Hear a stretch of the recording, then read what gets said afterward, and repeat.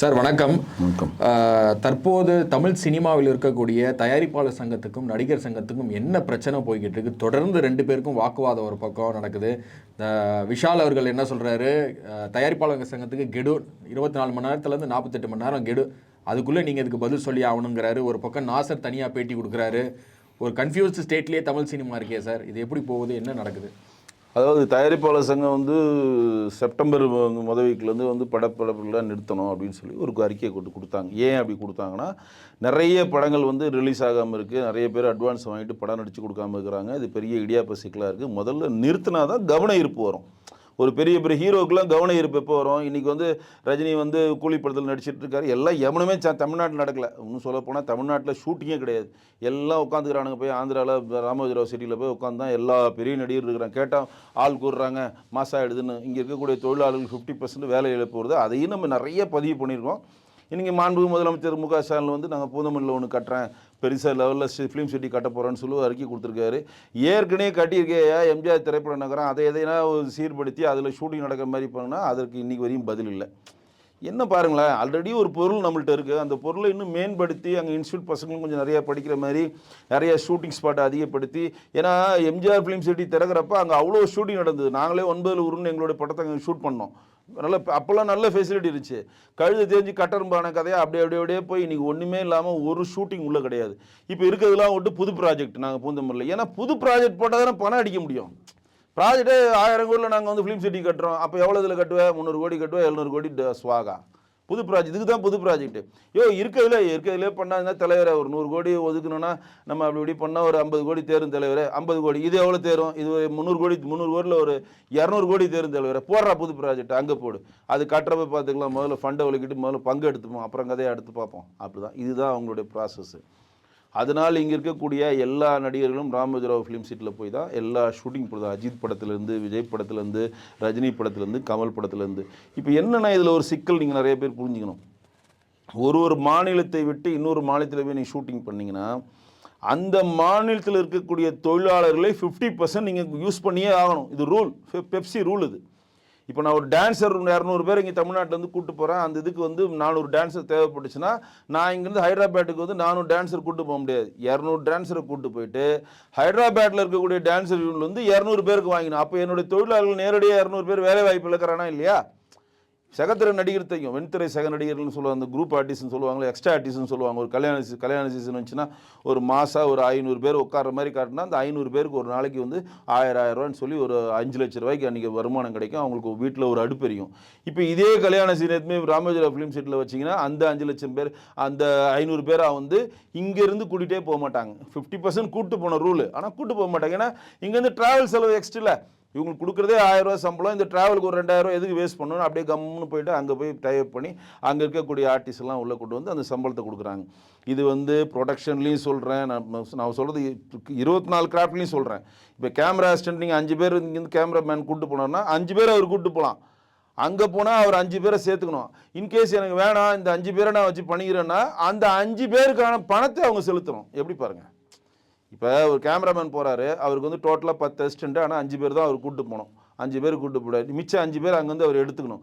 ஆனால் அந்த 5 பேர் ஏன்னா கேமராவில் டக்குன்னு யாரும் மிங்கிள் ஆக முடியாது. ஒரு டைரக்டரோடைய பல்ஸ் தெரிஞ்சு அதில் லென்ஸ் எடுத்து கொடுக்கணும், அதுவும் ட்ராலி ஆகட்டும், அவர் என்ன நினைக்கிறாருன்றது அந்த எக்யூப்மெண்ட்டை கொடுக்குறதாகட்டும், இன்னும் பல விஷயங்கள், லைட்டிங் விஷயங்கள்லாம் இருக்கிறப்ப இவங்களுக்கு அவங்களோட சிங்க் ஆக மாட்டாங்க. அப்போ சிங்க் ஆகாமல் என்ன பண்ணுவாங்கன்னா, எனக்கு வேணாம், நான் இந்த 5 பேரை வச்சு பார்க்குறேன்னு இவர் சொன்னாலும் இந்த 5 பேருக்கு உண்டான சம்பளத்தை அங்கே இருக்க ஒளிப்பு சம்பளத்துக்கு அவங்க கொடுக்கணும். இதே மாதிரி தான் ப்ரொடக்ஷனும் இதே மாதிரி தான். இப்போ ப்ரொடக்ஷனில் நான் இங்கேருந்து 10 பேர் போகிறோன்னா அங்கேருந்து ஒரு ப்ரொடக்ஷன் 10 பேர் வச்சுப்பாங்க. இப்படி நம்மளுடைய தொழிலாளர்களை பெரும்பாலான வேலை இழப்பு செய்கிறது யார்? இங்கே இருக்கக்கூடிய டைரக்டர், நடிகர்கள் தானே. நடிகர்கள் என்ன சொல்கிறாங்க, எங்களுக்கு ரொம்ப கூட்டமாக இருக்குது, ஒரு மாதிரி ஸ்டஃபிக்ஸாக இருக்குது, நீங்கள் அங்கே இருந்தீங்கன்னா எங்களுக்கு பீஸ்ஃபுல்லாக நடிக்கணுன்ட்டு இங்கேருந்து ஒரு ஃப்ளைட்டை பிடிச்சி போய் அங்கே போய் தங்கி அங்கே நடித்து கொடுத்துட்டு இங்கே வருது. பணத்தை கொடுக்குறதெல்லாம் இந்த மணிரத்னம் படம் பொன்னியின் செல்வன் மாதிரி தான். எடுத்ததெல்லாம் கேரளா, எடுத்ததெல்லாம் கர்நாடகா, எடுத்ததெல்லாம் ஹைதராபாத்து, ஓடுறதுக்கு மட்டும் தமிழ்நாட்டோடைய பணம் வேணும். இதுதான் பயங்கர கோவம் வந்துச்சு எங்களுக்குலாம். இப்போ ராஜராஜ சோழன் அரண்மனை நம்மள்ட்ட எவ்வளோ பெரிய அரண்மனை அங்கே இருக்கிறது, நாயக்கமாரில் எடுக்கலாம், இல்லை தஞ்சை பெரிய கோயிலே பர்மிஷன் வாங்கி எடுக்கலாம். அதெல்லாம் விட்டுட்டு எவ்வளோ பெரிய ஜமீன்தார்கள் இன்றைக்கு வரையும் இருக்குது. சிங்கம்பட்டி ஜமீன் மாதிரி மதுரை சேதுபதியில் புதுக்கோட்டையில் தொண்டைமானுடைய ராஜா இருக்குது, ராமேஸ்வரத்தில் வந்து சேதுபதி மன்னர்களுடைய அரண்மனை இருக்குது, எவ்வளோ இருக்குது. அதையெல்லாம் விட்டுருவோம். ஏன்னா கூட்டம் கூடிரும். என்னையா கூட்டம் கூடனா ஆளை வச்சு கட்டுப்படுத்து. அப்போ நீ வந்து எடுக்கிறதெல்லாம் வெளிநாட்டில் படப்பிடிப்பு எல்லாம் நீங்கள் ஹைதராபாத்லேயும் கேரளாலையும் கர்நாடகாலையும் பண்ணிப்ப. ஆனால் படத்தை மட்டும் ஓட வச்சு உங்களை தூக்கி கொண்டாடணும், உன்னை தலைவான்னு கொண்டாடணும், என் பணத்தை 130 ரூபா தண்டை கரும்பாந்து உனக்கு கட்டி அழணும். இதுதான் எங்கள் தலையெழுத்து. இது ஒரு பக்கம். அப்போ தயாரிப்பாளர் சங்கம் என்ன சொல்கிறாங்க, தெளிவாக ஒரு விஷயத்தை சொல்கிறாங்க, ஸ்டாப் பண்ணுன்னு. நடிகர் சங்கம் உள்ள வந்து அதெல்லாம் ஸ்டாப் பண்ணக்கூடாது, இது வந்து நடந்தே ஆகணும், நாங்கள் அது ஒத்துக்கவே மாட்டோம், இது வந்து ப்ராசஸ் ஆகிட்டு தான் இருக்கணுன்றாங்க. இதுக்கு இடையில் விஷாலுக்கு என்ன பிரச்சனைனா, 15 கோடி அவர் வந்து தலைவராக இருக்கப்போ, தமிழ்நாடு திரைப்பட சங்கத்தின் தலைவராக இருக்கப்போ செலவு பண்ணிட்டாரு. அதுக்கு வந்து நாங்கள் வந்து அவர் மேலே வந்து ஆக்ஷன் எடுக்க போகிறோம் அப்படின்னு அவங்க சொன்ன உடனே விஷால் உடனே சொல்கிறார், 24 மணி நேரத்துக்குள்ளே நீ மன்னிப்பு கேட்கணும், இல்லை நான் அவன் மேலே ஆக்ஷன் எடுப்பேன். ஏன்னா அவர் என்ன சொல்கிறாரு, 15 கோடி செலவு பண்ணது உண்மை, எல்லாமே செயற்குழு பொதுக்குழு கூப்பிட்டு அப்ரூவ் வாங்கி தானே ஒரு ப்ரோக்ராம் பண்ணுறோம் ஓய்வூதியம் ஆகட்டும். ஏன்னா இப்போ விஷால் நேரடியாக பேங்க்கில் போய்ட்டு நான் தயாரிப்பாளர் சங்க தலைவர் ஒரு 2 கோடி கொடுனா பேங்க் குத்துருவானா? இது என்னங்க அது? அதற்கு செயற்குழு பொதுக்குழு ஒப்புதல் வேணும். தலைவரும் இப்போ செயலாளரோ இல்லாட்டி செயலாளர் பொருளாளரோ 2 பேர் செக்கில் கையப்படணும். பெரிய அமௌண்ட்டாக இருந்தாலும் அதுக்கான அனுமதியை வாங்குற லெட்டர் பேங்க்கில் ப்ரொடியூஸ் பண்ணால் தான் ஃபண்டே ரிலீஸ் பண்ணுவான். அவர் 15 கோடி ரூபா நான் செலவு பண்ணால் அப்ரூவ் வாங்கி பண்ணிட்டேன், முடிஞ்சு போச்சு. இப்போ நீ தலைவர் ஆகிட்ட, நீ என்னவோ பண்ணிக்க, தேவையில்லாமல் என்னையும் குடையிறன்ட்டு அவர் ஒரு இதை வைக்கிறாரு. இப்போ நாசர் தான் நடிகர் சங்கத்தின் ஒரு தலைவராக இருக்குது. அவர் என்ன சொல்கிறாருன்னா, சக நடிகர்களுடைய, ஏன்னா தனுஷுக்கு வந்து ரெட் கார்டு போடுறது அவங்க விரும்பலை, தனுஷ்க்கு வந்து அட்வான்ஸ் கொடுத்து வாங்கி நடிக்காமல் இருக்கான்றது விரும்பலை. ஏன்னா தனுஷ்க்கு இப்போ இந்த லிபர்ட்டியை கொடுத்து நம்ம சம்மதிக்க வச்சுட்டா அடுத்து கொடுப்பாங்க. ஏன்னா அடுத்து சிம்புக்கு வருவாங்க. ஏன்னா சிம்பு எத்தனை பேர்ட்டு அட்வான்ஸ் வாங்கியிருக்கான்னு சிம்புட்டே போய் கேளுங்க, அவருக்கே தெரியாது. பாதி பேர் வந்து கத்தி மைக்கேல் ராயப்பனா கத்தி கொடுத்து இருக்கிறத கூடியா, நான் பிச்சை எடுக்கிறேன் வாங்கிட்டு போகிறேன்னு வாங்கிட்டே போயிட்டான் மைக்கேல் ராயப்பன் போன்ற ஆட்கள்லாம். பல நடிகர்கள் வந்து அட்வான்ஸ் அதில் ஒரு சிக்கல் இருக்குது. என்னென்னா, இன்றைக்கு வந்து எப்படியாவது பணம் புரட்டிடுவோன்னு சொல்லி சில தயாரிப்பாளர்கள் முடிந்த அளவுக்கு பணத்தை ரெடி பண்ணி போய் கால் ஷீட்டை வாங்குறாங்க. பட் அந்த தயாரிப்பாளர்களால் குறிப்பிட்ட டைமுக்குள்ளே பணத்தை புரட்ட முடியாமல் இருக்கப்ப அந்த கால் ஷீட்டு வேஸ்ட் ஆகுதுன்றப்ப அந்த அட்வான்ஸ் அவங்க திருப்பி தர மாட்டேன்றாங்க. நியாயம் தானே? இப்போ பிஸியாக ஒரு நடிகராக நான் இருக்கேன், நான் வந்து டெய்லி படம் நடிச்சுக்கிட்டே இருக்கிறேன், டெய்லி எனக்கு காசு வந்துகிட்டே இருக்குது. இப்போ யோகி பாபு ஒரு நாளைக்கு 10 லட்ச ரூபா வாங்குறாருன்னு வச்சுக்கோங்க சார், நாளானிக்கு ஷூட்டிங் சார் இருந்தாங்க சார் 2 லட்ச ரூபா அட்வான்ஸ்னு கொடுத்துட்றீங்க. நாளானிக்கு அவர் என்ன பண்ணுவார், எந்த ஷூட்டிங் போகாமல் வீட்டில் இருப்பார். நீ நாளானிக்கு போய்ட்டு தலைவர் பணம் ரெடி ஆகலை, இன்னும் ஒரு 10 நாள் கழிச்சு எனக்கு தேவைன்னா அவனுக்கு ஒரு நாள் காசு போடுறப்ப அவன் எப்படி 2 லட்ச ரூபா திருப்பி தருவான்? அவனுக்கு நீ 10 லட்ச ரூபா சம்பளத்தில் அவன் 2 லட்ச ரூபா அட்வான்ஸ் போச்சுன்னா 8 லட்ச ரூபா நட்டம். ஏன்னா சினிமாவை பொறுத்தவரையும் நடிகர்களுக்கு அவருக்கு என்றைக்கு அவருக்கு வேல்யூ இருக்கிறப்பயோ அந்த ஸ்டார் தானே இருக்கிறப்ப தான் சம்பாதிக்க முடியும். இன்றைக்கி காடம் கடந்து போன நடிகர்லாம் சும்மா வீட்டில் உட்காந்து தூங்குறாங்க, பொழுது போல செய்யணும், விழா கூப்பிடுங்க நாங்களும் வரோன்னு சொல்லிட்டு. ஏன் அப்படி பண்ணுறாங்கன்னா, எப்போ காலம் கை கொடுக்குறதோ அந்த ரவுண்டில் நைட்டுன்னு பகல் நடிச்சு சம்பாதிச்சிருவாங்க. இப்போ நயன்தாரா திரிஷாலாம் பார்த்தீங்கன்னா காலைல ஹைதராபாத்து, மத்தியானம் பெங்களூரு, ஈவினிங் மும்பை, மறுநாள் காலைல கேரளான்னு ஷூட்டு பல மொழி லாங்குவேஜ் நடிச்சுக்கிட்டே இருக்கு. ஏன்னா இளமையும் மார்க்கெட்டு இருக்கிறப்ப தான் சம்பாதிக்க முடியும். அது முடிஞ்சவொன்னே உட்காந்துன்னா அம்மா வயசுக்கு கூப்பிடுவாங்க, ஆயா வயசுக்கு கூப்பிடுவாங்க, இல்லாட்டி இப்போ சீரியலுக்கு வரணும். இப்போ நடிகர்களுடைய கட்டமைப்பு அந்த மாதிரி. நடிகர் நான் மார்க்கெட் இருக்கப்போ நீங்கள் கொடுக்குற அட்வான்ஸை நான் நடிச்சுக்கிறேன், அந்த அட்வான்ஸ் நான் கொடுத்த கால் ஷீட் நீங்கள் யூஸ் பண்ணலாம், நான் எதுவும் பண்ண முடியாது. நான் சினிமா துறையில் இருக்கிறதுனால ஒரு விஷயத்தை தெளிவாக சொல்கிறேன், எந்த நடிகரும் அட்வான்ஸ் பணத்தை இதுவரையும் நான் தமிழ் திரையுலகில் கேள்விப்பட்டதில், எந்த திரைப்பட நடிகரும் நீங்கள் அட்வான்ஸுன்னு கொடுத்தீங்கன்னா ஒன்று படம் எடுக்கணும், இல்லை அந்த படம் அந்த காசு 5 பைசா வராது. எழுதி வச்சுக்கங்க. அதுக்கு பல காரணம் சொல்லுவாங்க, அது வேறு கதை. இப்போ நான் சொன்னது ஒரு நியாயமான காரணம், ஆனால் நியாயம் இல்லாத காரணம்லாம் பல காரணம் சொல்லுவாங்க. ஆனால் நீங்கள் ஒன்ஸ் அட்வான்ஸ்னு ஒரு நடிகர்கிட்ட கொடுத்து நீங்கள் படத்தை எடுக்கலைன்னா அந்த அட்வான்ஸ் பணத்தை திருப்பி வாங்கவே மாட்டாது. இதில் ஒரே ஒருத்தர் விதிவிலக்கு இருக்கிறார், அது வந்து இசை புயல் ஏஆர் ரஹ்மான். அவர் தான் இதுவரையும் எனக்கு தெரிஞ்சு ஒரு படத்துக்கு வாங்கின அட்வான்ஸை ஒரு 3 மாதம் கழிச்சு வாங்கின தொகையை அப்படியே கொடுத்து தான் ஒரு தயாரிப்பாளர்கிட்ட பகிர்ந்துருக்காரு. அது அவர் மட்டும்தான் நான் கேள்விப்பட்ட வரையும். மற்றபடி எந்த நடிகரும் திருப்பி தரவே மாட்டாங்க. ஏன்னா பெரிய ஸ்டார் நடிகர்கள் வேணால் ஹெல்ப் பண்ணுவாங்க. எப்போ நீ எவ்வளோ படம் எடுத்த 100 கோடி, எவ்வளோப்பா நஷ்டம், 100 கோடி நஷ்டம். 100 கோடி நஷ்டமா, ஒன்றும் பண்ண முடியாது, அடுத்து ஒரு அங்கங்கே பெராண்டி ஒரு 50 கோடி ரெடி பண்ணு, நான் உனக்கு ஒரு கால் ஷீட் தரேன், இப்படி தான் ஹெல்ப் பண்ணுவாங்க. 100 கோடி உனக்கு போச்சா, சொல்ல முத்தா போச்சா அப்படின்னு இருந்தா நான் உனக்கு ஒரு 50 கோடி தரேன் அப்படின்னு யாரும் கொடுக்க மாட்டாங்க. இந்த நடிகர்னா கொடுத்து பார்த்துருக்கீங்க, கால் ஷீட் தருவாங்க. சரி நீ என்னால் நஷ்டமாயிட்ட, நீ அடுத்து கொஞ்சம் நான் ஃபினான்ஷியல்கிட்ட சொல்கிறேன், பணத்தை வாங்கிட்டு நீங்கள் நடிங்க, நீங்கள் வந்து படம் எடுக்க நான் நடிக்கிறேன் அப்படின்னு. இப்படி தான் வந்து நடிகர்கள் ஹெல்ப் பண்ண முடியும். தவிர தயாரிப்பாளர்கள் வந்து இன்றைக்கு தமிழ்நாட்டில் இருக்கக்கூடிய தயாரிப்பாளர்கள் சொல்லிட்டு திரியவங்க யாருமே தயாரிப்பாளர் கிடையாது. இன்னைக்கு இருக்க இப்போ நீங்கள் இப்போ தயாரிப்பாளர் சங்கத்தில் 3 பேர் இருக்கிறாங்க. ராதாகிருஷ்ணன் இருக்காரு, முரளி இருக்காரு, இவரு நம்ம கதிரேசன் இருக்காரு, இன்னும் 2-3 பேர் இருக்காங்கன்னு வச்சுக்கோங்க. ஒரு 10 பேர் வச்சுக்கோங்க, ஒரு லிஸ்ட் அவுட். இந்த 10 பேர் ரஜினி வச்சு படம் எடுக்கிறானா? இந்த 10 பேர் கமலை வச்சு படம் எடுக்கிறானா? இந்த 10 பேர் விஜய் வச்சு படம் எடுக்கிறானா? இந்த 10 பேர் அஜித்தை வச்சு படம் எடுக்கிறானா? எங்கே எடுக்கிறான்? நீங்கள் இப்போ பாருங்கள், அஜித் என்ன நடிக்கிறாரு? விடாமுயற்சி நடிக்கிறார். யார் எடுக்கிறது? லைக்கா எடுக்கிறாங்க. கூலி படம் யார் எடுக்கிறது? சன் டிவி ஜெயந்திமான் எடுக்கிறார். இந்தியன் படம் யார்? தக் லைஃப், அவர் வந்து ராஜ்கமலும் மணிரத்னமும் சேர்ந்து எடுக்கிறாங்க. அப்புறம் வந்து விஜய் படத்தை கோட் படம் ஏஜிஎஸ் எடுக்கிறாங்க. இவங்க யாருன்னா தயாரிப்பாளத்தில் வந்து பொறுப்பில் இருக்கிறாங்களா? நல்லா தெரிஞ்சுங்க. இங்கே இப்போ இருக்கக்கூடிய தயாரிப்பாளர்கள் டப்பிங் படத்தையும் ஸ்மால் பட்ஜெட் 1 கோடி ரூபா 1.5 கோடி ரூபாய்க்கு ஒரு படம் எடுத்து ரிலீஸ் பண்ணுற கேப்பபிலிட்டி உள்ளவங்க தான். அப்போ இந்த மாதிரி கேப்பபிலிட்டி உள்ள தயாரிப்பாளர் சங்கத்தினுடைய நிர்வாகிகள் பெரும் மலையாக இருக்கக்கூடிய ரஜினி படத்தை நாங்கள் கால்ஷீட்டு கொடுக்க மாட்டோம், ஷூட்டிங்கை நிப்பாட்டுவோம், பெரும் மலையாக இருக்கக்கூடிய கமல் படத்தோட ஷூட்டிங் நிப்பாட்டுவோம், பெரும் மலையாக இருக்கக்கூடிய அஜித்தை ஷூட்டிங் இல்லாமல் பண்ணுவோம், விஜய் படத்தை வந்து ஸ்டாப் பண்ணுவோன்னு சொன்னால் காமெடியின் உச்சம்தான் அது. எப்படி பண்ண முடியும் சொல்லுங்கள்? நீங்கள் ஒருத்தருக்கு நீங்கள் அதிகாரம் செலுத்தக்கூடிய ஒரு இடத்துல நீங்கள் இருந்தீங்கன்னா அவர்களை விட நீங்கள் அதிக பணம் படைத்தவர்களாக அவர்களை விட அதிகமாக பொருளாதாரத்தில் முன்னேறியவர்கள அவர்களை விட அதிகமாக அரசியல் அதிகாரமும் ஆளுமை அதிகாரமும் உங்களுடைய இருந்தால்தான் நீங்கள் அவங்கள கண்ட்ரோல் பண்ண முடியும். கண்ட்ரோல் பண்ணுமா? இதுக்கு பெப்சிக்கும் படைப்பாளிக்கும் சண்டை வந்துச்சு. அன்றைக்கி பெப்சியை வந்து திரு கமலஹாசன் வந்து மதிச்சாரா? என்ன சொன்னார்? பெப்சி தானே, நீங்கள் சண்டை போட்டுனே இருக்க, நான் இருக்கிற தொழிலாளர் வச்சு நான் படைப்பாளி வச்சு படம் எடுக்கிறேன்னு ஒரு காதலான்னு படம் எடுக்கல. ரஜினியை வச்சு ஒரு நாய் ரெடி உழைப்பாளி எடுக்கல. அன்றைக்கி பெரிய நான் பாரதிராஜா தான் தலைவர், படைப்பாளிக்கு வாங்க எல்லோரும் வாங்க எல்லாம் போட்டாங்க. ஆனால் மிகப்பெரிய ஆளுமையாக அந்த ரஜினி கமலா நீங்கள் மதிக்கவே இல்லை. இன்னும் கூட ஒரு சீனே வச்சுருப்பார் காதலில், நீ வந்து படைப்பாளி நான் தொலைப்பாளி அப்படின்னு வச்சுருப்பார் ஒரு சீன் காதலில். அந்த இடத்துலேயே மென்ஷன் பண்ணுவார். அதை இது எதுக்கு இங்கே பதிவு செய்ய விரும்புகிறேன்னா, நீங்கள் ஒரு இடத்தில் வந்து ஒருத்தரை வந்து அடைக்க ஆளணும், உங்களோட அதிகாரத்தை செலுத்தணும்னு நீங்கள் நினச்சிங்கன்னா நீங்கள் மிகப்பெரிய சக்தி அதிகார பலத்தில் இருக்க ஒரு இடத்துல நீங்கள் இருக்கணும். இன்றைக்கி நான் சொன்ன பாருங்கள், இவங்க தமிழ்நாடு திரைப்பட தயாரிப்பாளர் சங்கத்திற்கு ஒரு நிர்வாகிகள் எல்லாரும் டப்பிங் படங்களும் அதிகபட்சம் 10 கோடி 15 கோடியும் சம்பந்தமான ஒரு படங்கள் எடுக்கிற கேப்பபிலிட்டி உள்ள ஆளுங்க தான். ஆனால் இவர் எதிர்க்கிறலாம் யாரும் எதிர்க்கிறாங்க? 200 கோடி 300 கோடி உள்ள கதாநாயகத்தை எப்படி விளங்கும்? அது நடக்கவே நடக்காது எனக்கு தெரிஞ்சு. இப்போ தனுஷை நீங்கள் ரெட் கார்டு போடலாம், அது நடக்கவே நடக்காது. அவன் கால் ஷீட்டை வாங்கி லைக்கை வந்து தட்டி விட்டு போயிட்டே இருப்பான். இங்கே நடத்ததுன்னா பிரச்சனை. இப்போ என்ன பண்ணுவாங்க? இப்போ எல்லாமே மாறிடுச்சு. என்ன மாறிடுச்சு?